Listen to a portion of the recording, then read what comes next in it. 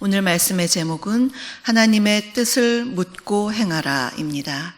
하나님의 뜻을 묻고 행하라입니다. 오늘부터 열왕기상을 계속해서 묵상하려고 하는데요.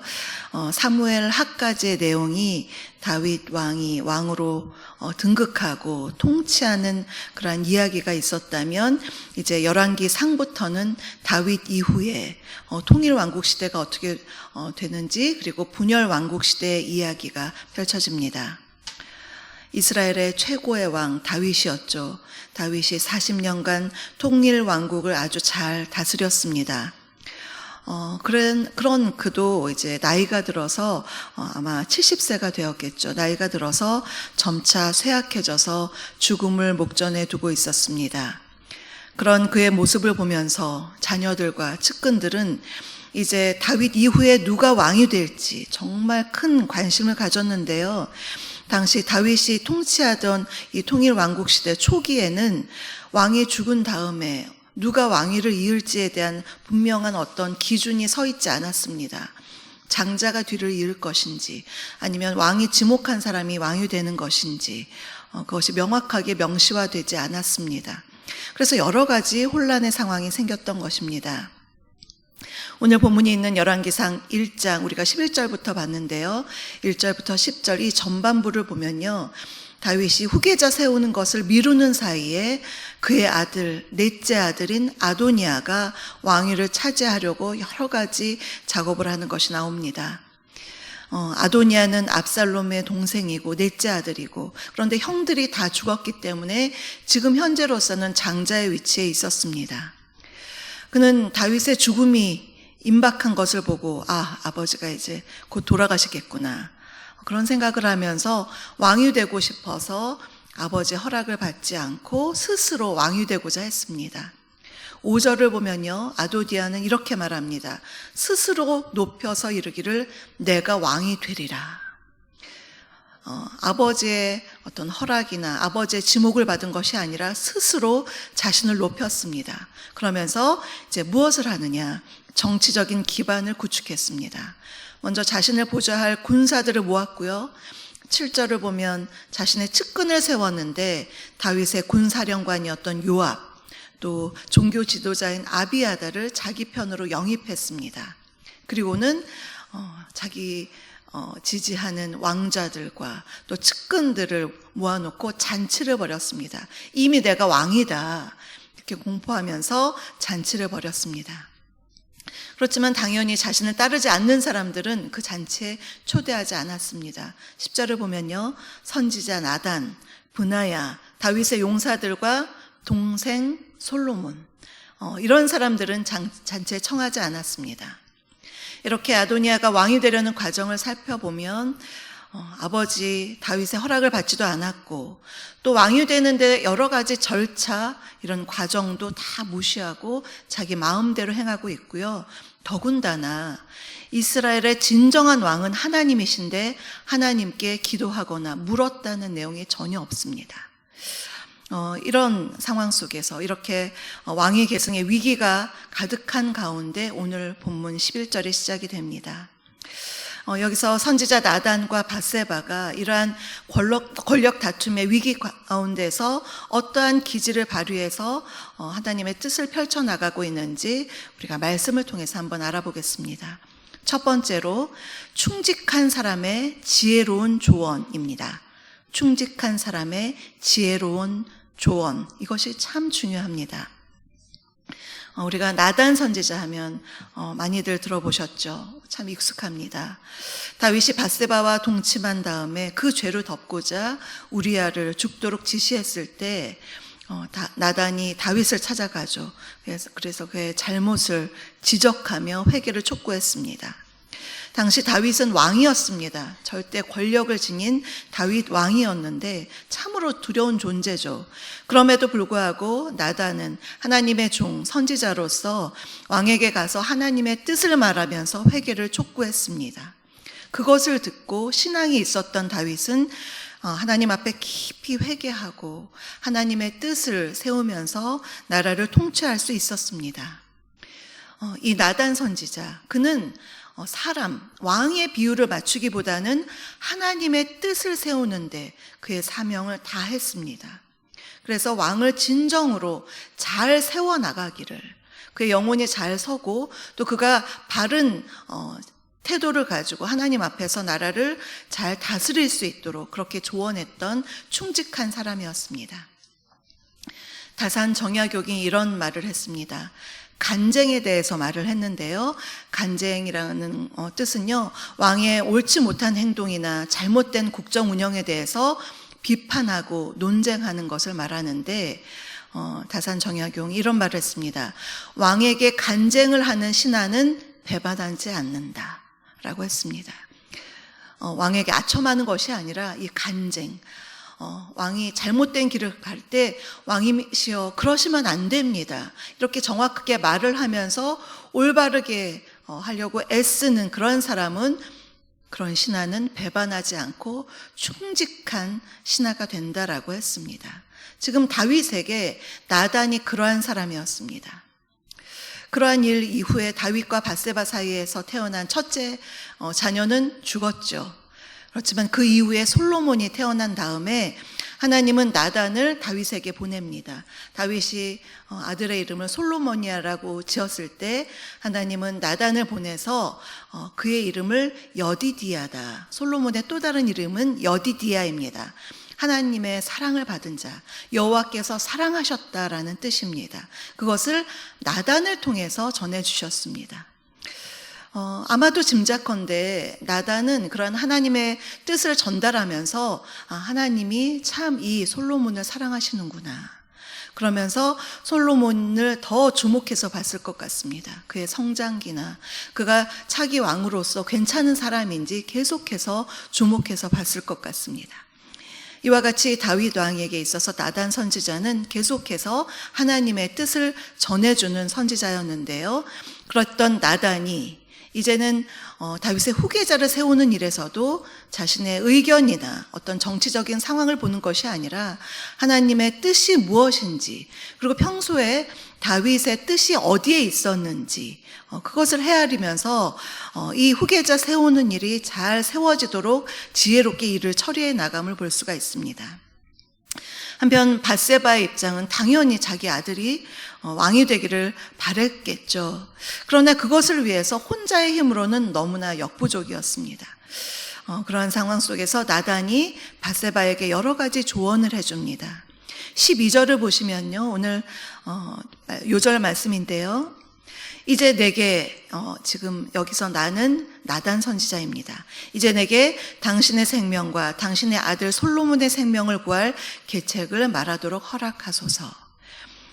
지금 아도니아가 왕이 되었다고 잔치를 벌이는 그 상황에서 이제는 나단 선지자가 밧세바에게 이것이 잘못되면 정말 솔로몬과 밧세바 언제 죽을 수 있을지도 모를 이 위급한 상황 속에서 그것을 말하도록 허락하소서, 이렇게 말합니다. 그러면서 13절을 보면요, 구체적인 방법을 지시하는데요, 당신은 다윗 왕 앞에 들어가서 아뢰기를, 내 주 왕이여, 전에 왕이 여종에게 맹세하여 이르기를 내 아들 솔로몬이 반드시 나를 이어 왕이 되어 내 왕위에 앉으리라 하지 아니하셨나이까. 솔로몬이 왕이 되는 것은 지금 나단의 의견이나 밧세바의 의견이 아니라 다윗의 의견이구나, 하나님의 뜻을 묻고 살았던 다윗의 의견이구나, 하나님께 맹세까지 한 것이구나 하는 것을 나단이 밧세바에게 상기시켜 줍니다.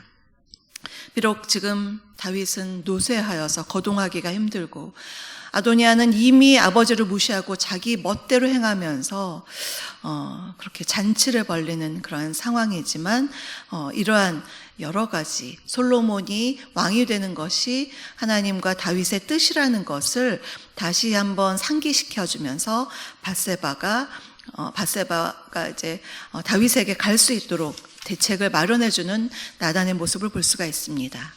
두 번째로, 하나님의 뜻을 이루기 위해서는 함께 협력해야 합니다. 하나님의 뜻을 이루기 위해서는 함께 협력해야 합니다. 세상의 일도 그렇지만 하나님의 뜻을 잘 실행하기 위해서는 협력이 필요합니다. 지금 다윗을 무시하고 사람들을 모아놓고 미리 샴페인을 터뜨리고 파티를 열고 있는 이 아도니아, 그는요 지금 굉장한 사람들을 모아놓고 정치적인 기반을 마련하고서는 그렇게 잔치를 벌이고 있는데 밧세바 혼자, 나단 혼자도 지금 힘이 드는 상황입니다. 둘이 함께 협력해야만 했습니다. 나단 선지자는 밧세바가 다윗에게 가서 어떤 말을 해야 될지 아주 구체적으로 일러주었습니다. 이러이러한 말을 하십시오. 그리고 나면 제가 바로 들어가서 함께 거들겠습니다. 그렇게 협력을 했습니다. 그러한 지시를 받고서는 밧세바가 다윗에게 갔습니다.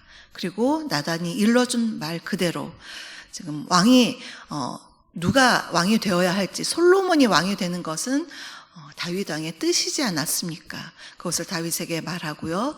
또한 아도니아가 지금 이러한 일을 펼치고 있습니다. 왕께서 지금 누워있는 사이에 지금 당신의 아들 아도니아가 이러한 일들을 행하고 있습니다. 그러한 일들을 소상히 알려주었습니다. 그때 또 나단 선지자가 들어가서 함께 거들어서 이 일을 다윗에게 알려주었습니다. 함께 힘을 합쳐서 지금의 사태가 얼마나 심각한지를 다윗에게 알려주고 있는 것입니다. 어려운 일이 닥쳤을 때, 한계 상황이 왔을 때, 세상적으로도 그렇지만 믿음의 사람들은 서로 협력해야 합니다. 나 혼자서는 역부족입니다. 사단이 우리들을 계속해서 공격할 때 우리가 이 아침에 혼자 기도하는 것이 아니라 함께 모여서 기도하는 것은 함께 기도를 협력하기 위한 것입니다. 믿음의 사람들은 함께 협력해야 합니다. 더군다나 하나님의 귀하신 뜻을 이루기 위해서는 함께 협력해야 합니다.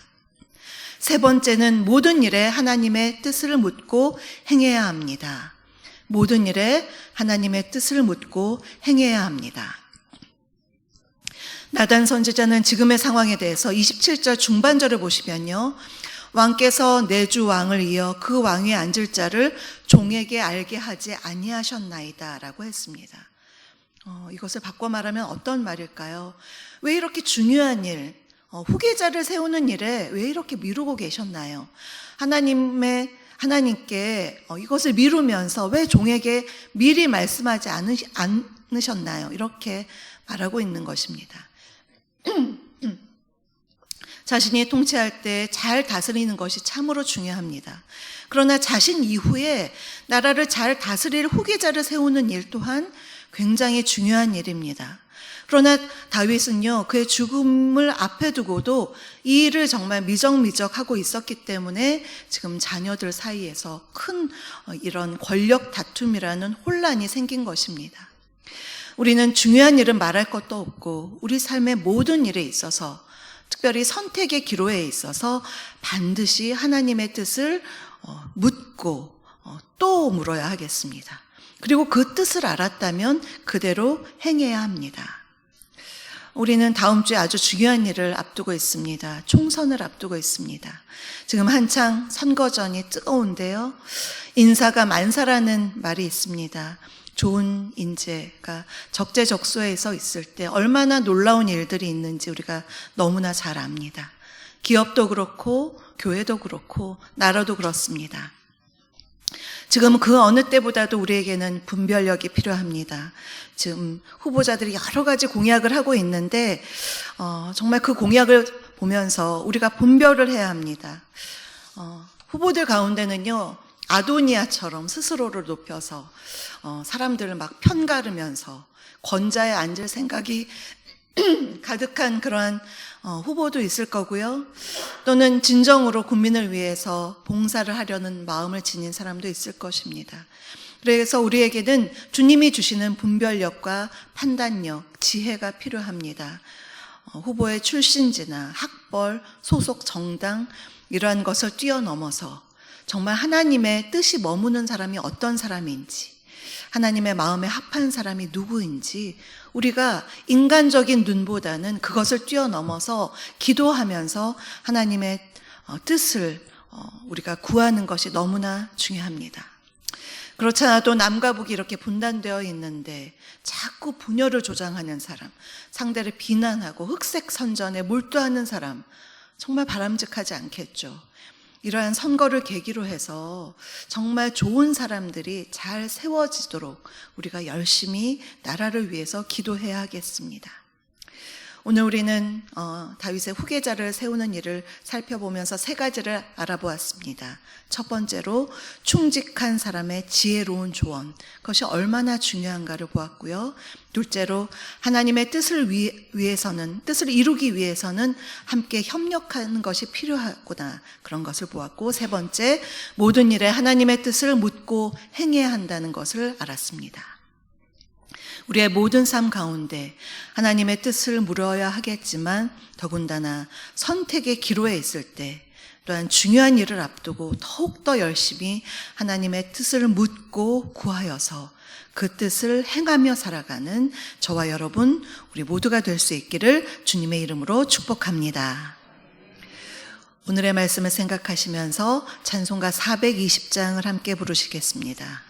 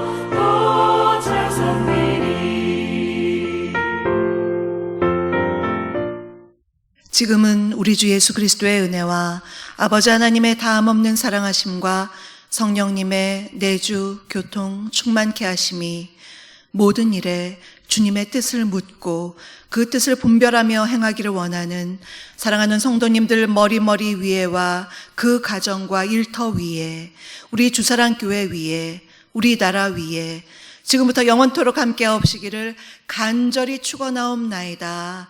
아멘.